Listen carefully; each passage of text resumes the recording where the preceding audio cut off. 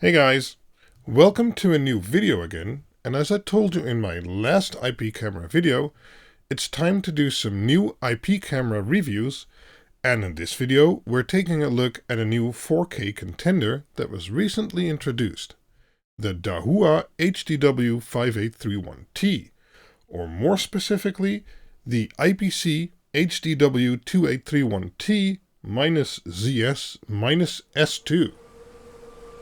To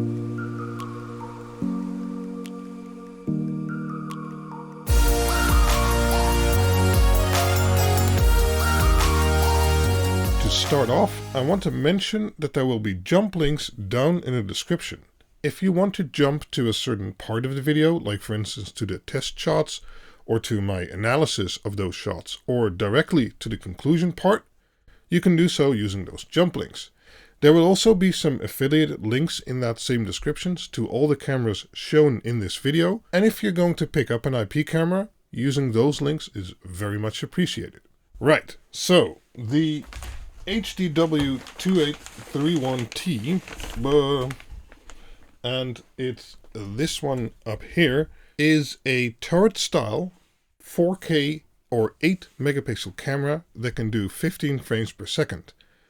This specific model has a varifocal lens, but it's also available without it, which makes it significantly cheaper.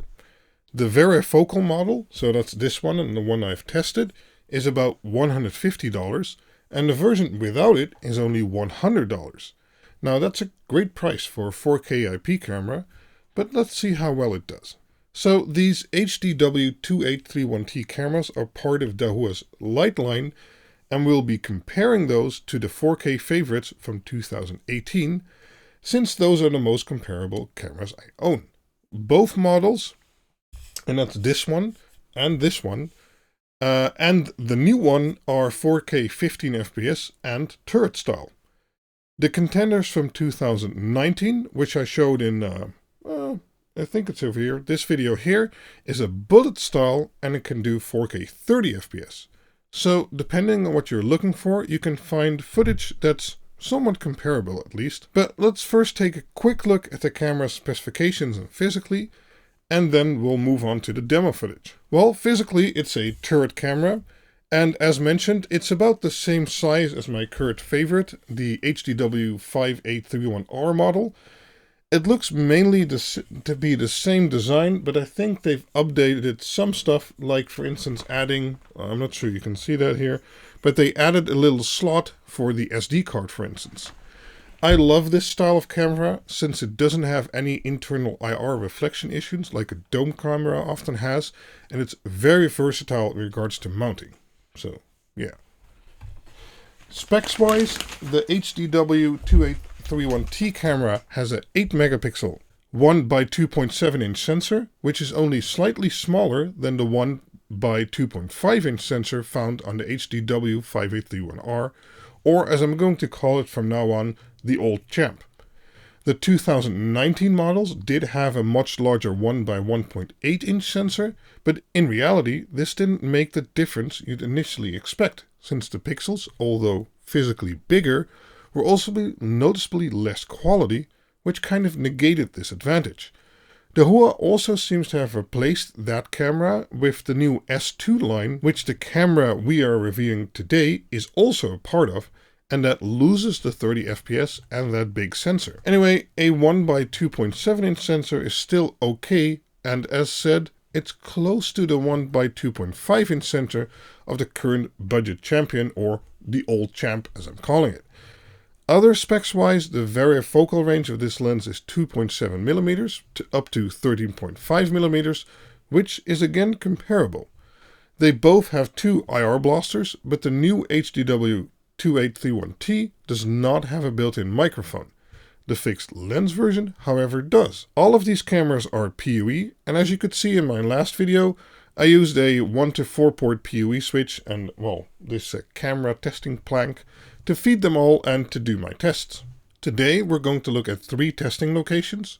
Normally I'd have a 4th one on our LAN parties, but sadly because of the current human malware situation, that's a no-go. Testing locations in order will be my garage, where we're currently at, my office, and, well, outside watching the chickens. So, without boring you more with specs, let's take a look at the demo footage of the HDW2831T, the HDW5831R, or Old Champ, and the HDW5831EM, which is basically the same hardware as the Old Champ, but then the fixed focus version.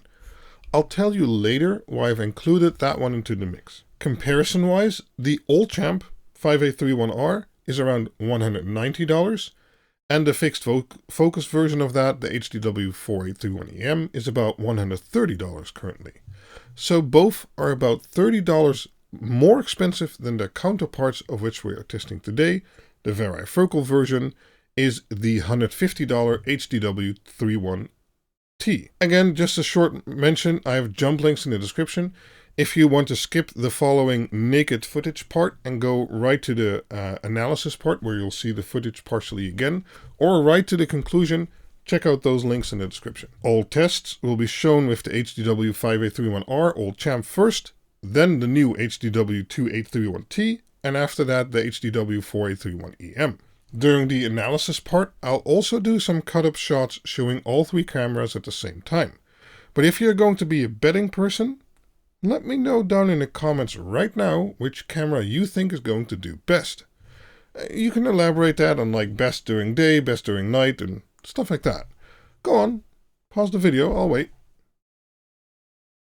Okay, settings-wise, here are some quick shots of the settings set. I tried to match all cameras as closely as possible and tested them extensively before making these test shots to make sure they were producing the best images they possibly could. One odd thing with the settings was that the HDW2831T came with sharpness set to 50, like all other Dahua cameras I've used before. But there's clearly something different here because the image really looked wrong because there was a lot of artifacting going on and it just looked horrible overall. Changing the sharpness settings to 10 brought it in line with the others and gave a much better image overall. As always, I use special methods to keep video quality on YouTube as close to the original as possible so that you can make a good comparison. Make sure the 4K is turned on in the YouTube player down there, and well, on to the footage.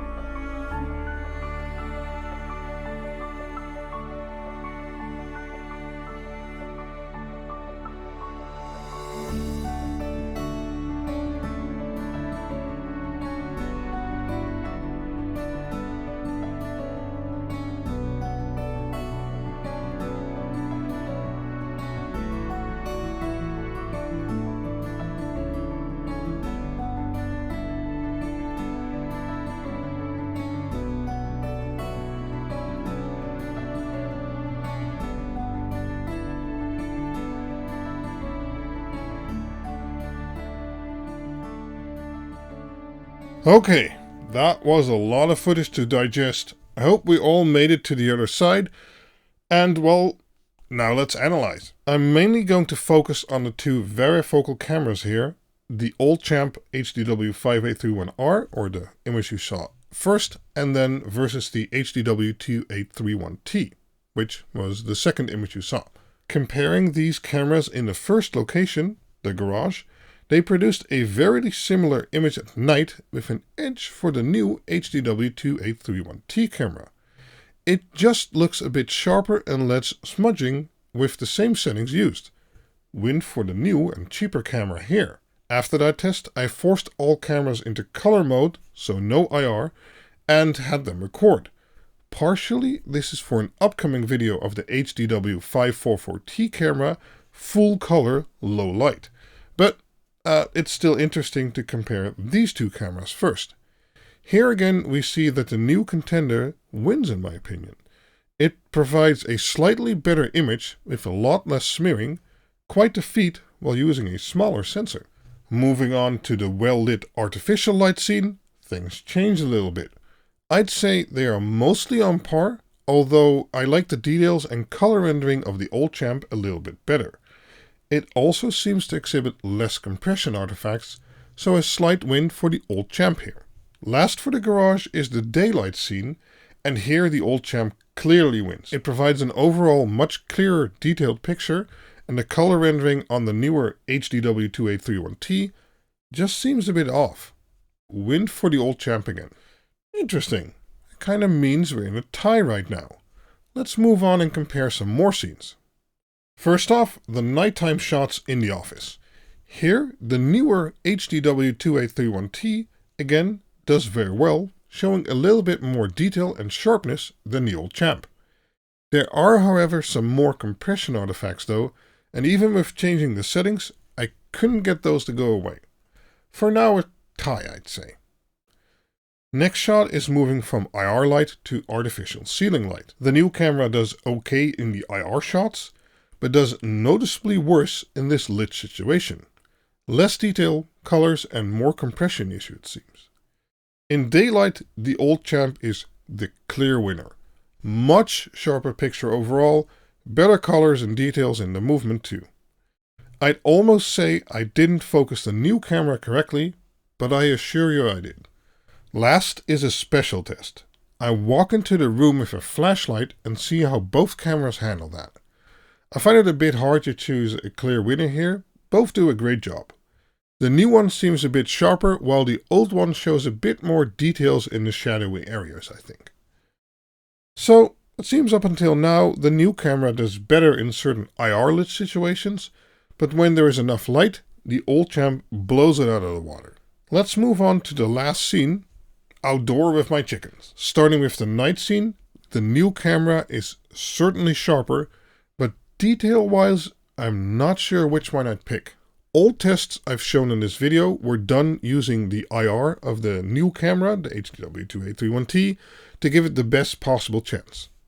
All other IR of the cameras was turned off. Moving on to the outside shade part, there is just no contest. The newer camera is completely washed out, colors are bad, and compression smudge everywhere. Meanwhile, the old camera delivers a crisp, well-colored and great image. And that's why both cameras are set to exactly the same compression and bitrate.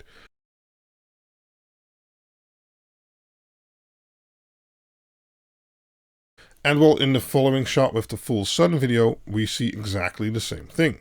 What a difference between these cameras.